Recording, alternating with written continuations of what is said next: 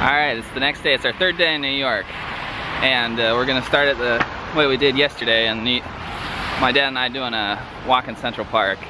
This one we're doing a little bit different. We're gonna take the subway to the northern end of the park, which is 110th, as my dad told me. Cathedral Parkway stop. There you go. And then we're gonna walk south. That way we don't have to, you know, have a point of no return and then come back. And, you know, we're by the American Museum of Natural History, which has at least, the subway stop is 81st. I don't know the actual exact street address. But, so, you know, that's like 30 blocks. Hopefully we better get it done in time. But it'll be interesting because I've never seen the northern end of the park, obviously, since this is my first time since I was 5. And I haven't either. Yeah, so come along.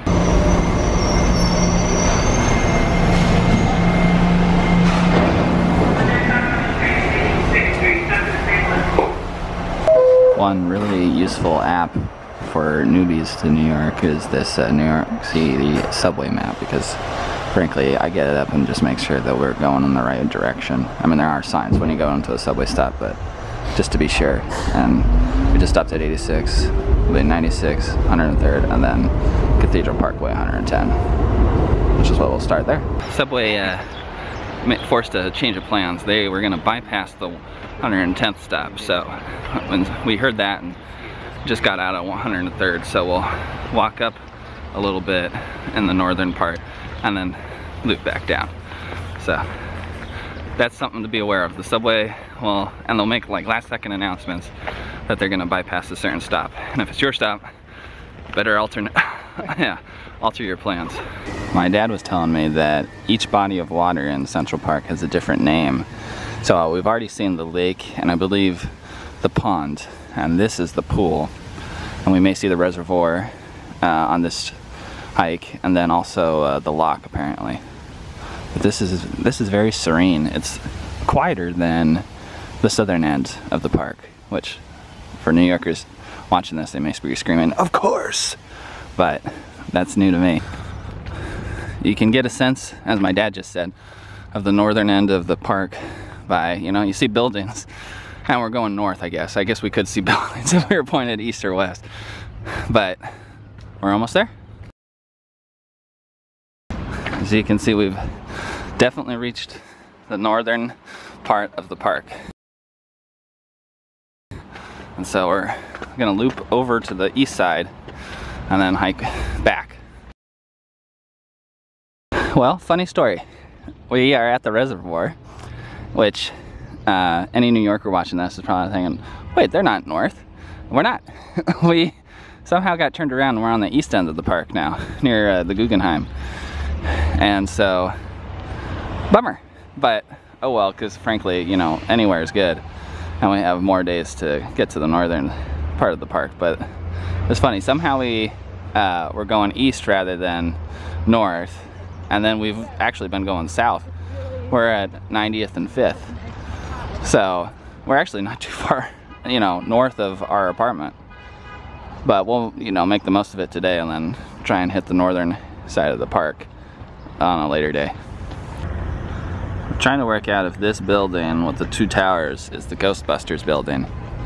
Neither of us knows the movie well enough to know for sure, but we'll look it up when we get back and see. Going back to our first day when we were at Bethesda Fountain, where That's How You Know song from Enchanted was set. This is also a location from Enchanted where the prince, I forget his name, but Edward? Yeah, maybe Prince Edward, jumps off and sings, "I've been dreaming of a true love's kiss," and to lure Giselle back, and then of course gets hit by a whole bunch of bicycles. Fortunately, there's not that Tour de France level of bicycles around, but it's pretty cool. It's a pretty bridge. I mean, it almost looks like you know, a fairy tale carriage style. So it's a good location. It is nowhere near Bethesda Fountain though, so there's no way she could have, or he could have heard her, frankly. All right, it's been a bit since the last clip, but we're at the Obelisk, which Betsy really should be here because she's a big Egyptian relics and, you know, history nerd. And boy, it looks like they're like stomping out a scorpion. Actually, those are crabs. Those are crab claws? Yeah. Oh, supporting it. Okay, I shouldn't have gone so dark, I guess. But it's pretty cool. It's got a lot of hieroglyphics. So this isn't just a recreation. It was actually erected first in 1600 BC. Then it was removed to Alexandria in 12 BC by the Romans. And then fast forward a whole bunch of years, and it was erected here on February 22nd, 1881. That's crazy. And I guess the crabs are holding it up, but it sure looks like they're getting squished. One just slight disappointment is that Belvedere Castle is obviously all covered with scrim and being worked on. So we're not going to be able to get to it or get a good view of it this trip. But next time, we'll be back, I'm sure. I think it's about 8:26. Let's see if I'm right. Oh! Alright, we got everybody except Jessica. Jessica's not feeling very well. Oh no! So she may join us later. But we're gonna head to MOMA. We were gonna do Top of the Rock this morning, but it's a little cloudy, so we'll give it a chance to burn off. Yep. Yeah, and have a good time at MOMA in the meantime. Okay, we have our tickets. Yeah, and they're really pretty. Yeah, they pop out on reprints, of course. It's a little pricey. Yeah, it's a little pricey, but frankly, it's a great museum. Yeah. Okay, so the second floor is where you get the audio guide, and it's completely free. It's right, the bin is right there, and you can check your bag, which I did. And a little note, we have a little tripod that we use, and they made me put it in the bag. So just a heads up, they're not going to want any sort of stick attached to your camera. One nice thing about the audio guide is they have different playlists, and one is titled If You Only Have an Hour, which we have a little bit more than an hour, but we're going to do that one because it obviously has all the highlights, including 9 of the 11 that are included are on floor 5. So if you want to just hit the highlights, I'd suggest going straight to floor 5.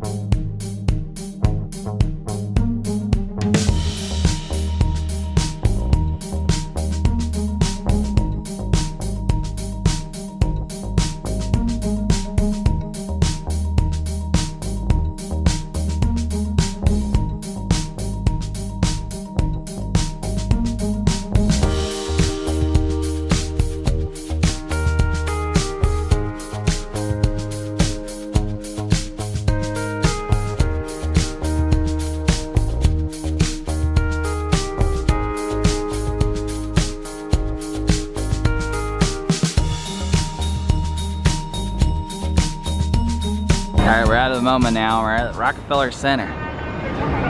Going up to 30 Rock. Just kidding. But wouldn't that be cool? I love that show. And here we walk into the classic, you know, ice skating rink and where the tree is and everything. This is pretty cool. I always do this in TV shows, and now seeing it in person. That's pretty cool.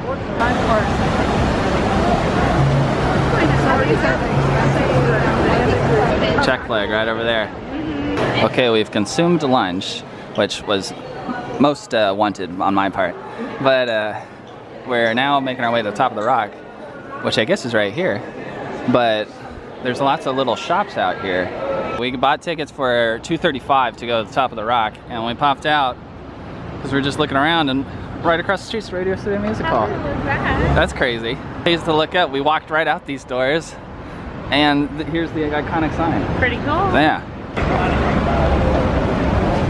Introducing America's new favorite judge, Betsy Stone. She's in. I choose yes. There's a guy walking towards us. He's a brave soul. I'll zoom in to see if we can see why. He's turning away. There it is. That's why he's brave. Can't remember if we said this or not, but you had to get a time return which is nice because it limits the crowds that way. And our time has come, so we're about to go up.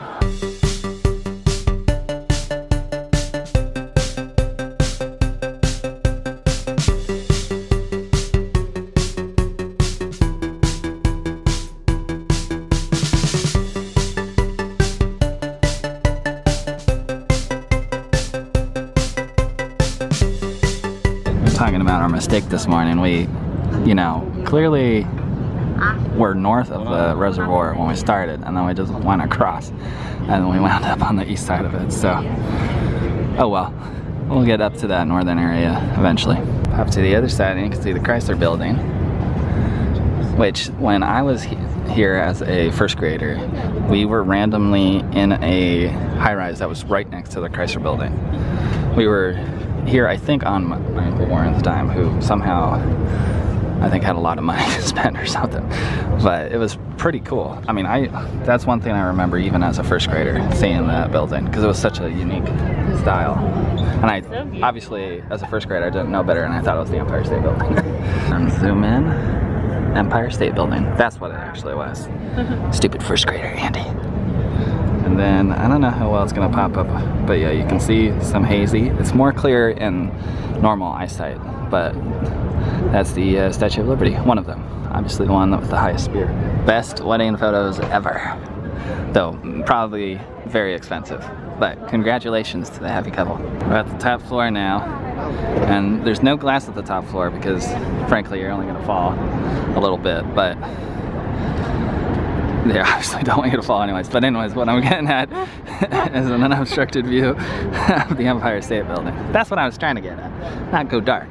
But sometimes you just have to go dark. You know what we were worried about is being hazy. Yeah. Because this morning, buildings were disappearing into the fog. And we lucked out, I think.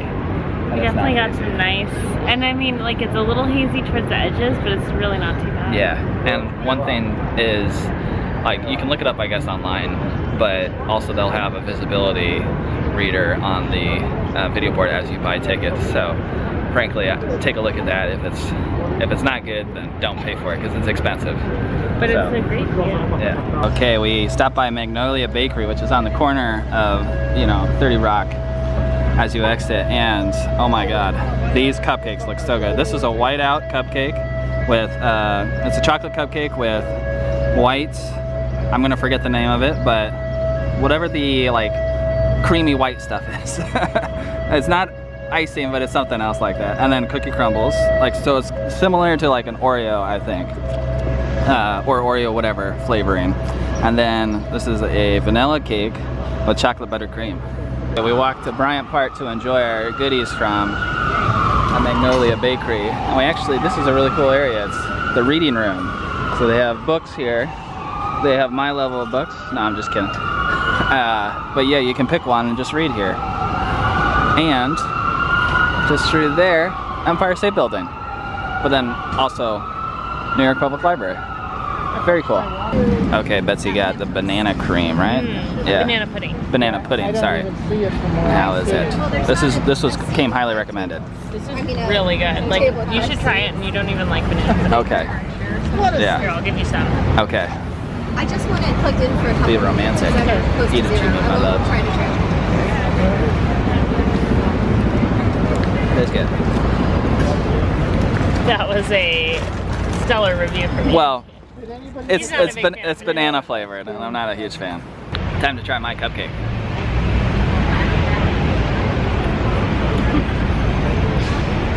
It's good. You want to try? Yeah, sure. Careful of the bottom there.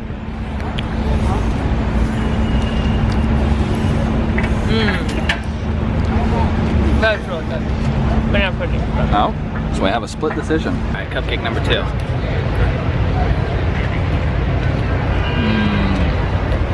That one might even be better.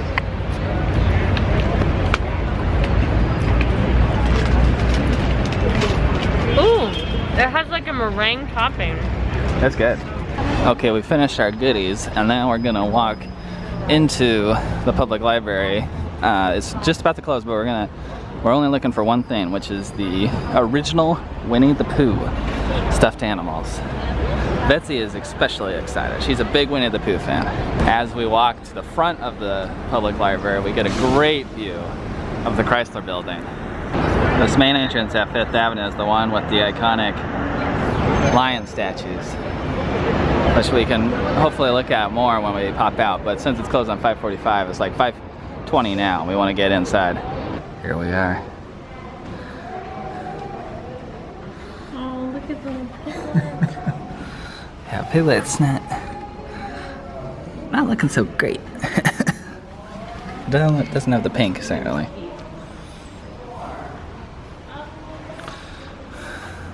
Look at Eeyore's tail. Eeyore's tail is pinned on, just like you would expect. We just got off the subway for our evening's entertainment, but we're gonna pop over to the Yana Chimel Knish Bakery. Yeah, got quite the name. Yeah. So we'll have to check it out. Yeah. So Andy got the potato. Yeah. Knish. Now I have no idea if that's actually how you say it. So. Yeah, well, let's hope it is. It's a new food to us, so I mean, it sounds good. Yeah. It sounds like it's just kind of potato-filled, you know, bread bowl. We'll see. Yeah. This could be like your upgraded microwave bread balls. Exactly. So here, I'll take a bite. There we go. Is it good? All right. As Andy works, I can tell my general consensus about the Knish. It was pretty good. I think I would have just gotten the regular potato one or like a spinachy one because the vegetables were just frozen, but they were pretty good still. It packs a punch. You could easily split it, but it was really good. Yeah, I was concerned one wouldn't be enough, and one was $4.25. So that's the other thing. Like, it's cheap. Yeah. It's a cheap little snack you could have, but it was substantial enough for me. And I mean, this is kind of like a snacky dinner because we had the cupcakes, so take that into consideration too. But generally, I like the idea of a Knish. I mean, it is kind of like a bread bowl with, or like a fried outside of a mashed potatoes. Mm-hmm. Which is pretty good. Yeah. So, try it. I recommend going there. It's really close to a lot of things. It's back by the Tenement Museum where we were last time. Yeah. So, check it out. Really close to Cat's Deli.